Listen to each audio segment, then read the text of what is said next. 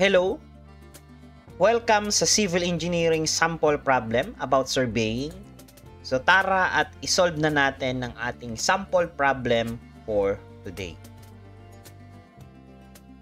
A core or compacted asphalt concrete pavement was tested for specific gravity. The following weights were obtained. So yung ating weight of dry specimen in air ay 2,007.5 grams. Yung ating weight naman of specimen plus yung paraffin coating in air is 20 or 2,000.36.5 grams. Yung ating weight of specimen naman plus paraffin coating in water ay 1,135 grams. And finally, yung ating bulk specific gravity ng ating paraffin ay 0.903. And yung ating question, compute the bulk specific gravity of core. Okay, so madali lang din to actually yung problem na to if we know the formula ating gagamitin. Okay, so first, let's write yung formula since okay naman na, may mga given naman na binigay. Ayan. Okay, so yung ating formula for bulk specific gravity, so meron tayong D equals yung ating parang natural lang din na specific bulk specific gravity, pero may twist siya kasi meron tayong paraffin. Ayan. Okay, so yung ating old formula, dadagdagan lang natin yan. So meron tayong A over yung ating D minus E minus yung ating paraffin, so D minus 8 over yung ating, ito ay E, ito ay F. Okay, so ngayon let's determine ano ba si D, ano ba si A, yung D na maliit, and then ano ba yung D na malaki. Okay, so meron tayo dyan so yung ating yung ating D na maliit, so syempre yan si bulk specific gravity. Okay, and then yung ating A, so yung A naman natin almost the same lang din, so yan yung ating weight. So weight of dry specimen in air, weight of dry specimen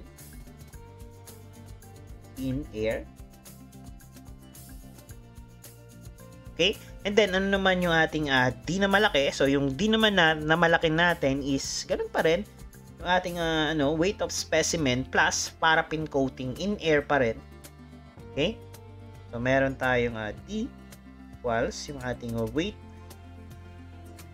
of specimen plus yung ating paraffin in air. And then yung ating E naman, so ito naman yun, yung ating nasa water naman siya. Okay, so yung ating E, so ganun pa rin, weight of specimen plus paraffin in water. And then ano yung F natin? So yung F natin is the bulk specific gravity nung ating paraffin. So meron tayo bulk specific gravity nung ating paraffin. Oops, single R lang pala siya. Double F. Ayan. Mali pala yung spelling natin dito. Tama natin. So ay single R lang, double F. Ayan. So ang ating solution, parang direct sub lang siya, no? So kasi given naman na to oh. Lahat yan binigay na, no?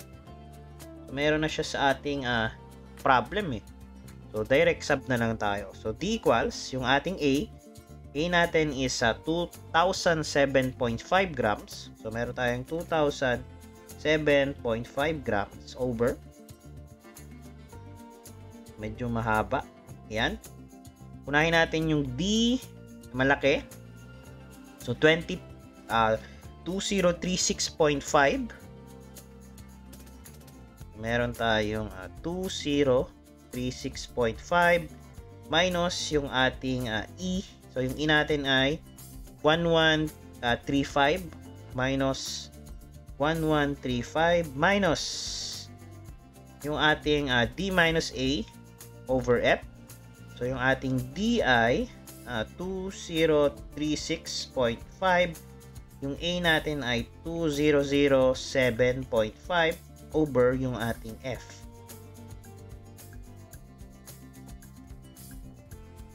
Ayan. So, ang value ng ating F ay 1 point or 0.903. So, 0.903.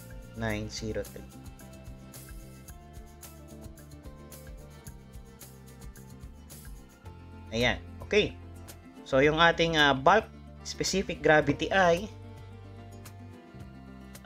2007.5 over 2036.5 minus 1135 minus yung ating 2036.5 minus 2007.5 over 0.903. Yan. So, meron tayong 2.309. 2.309.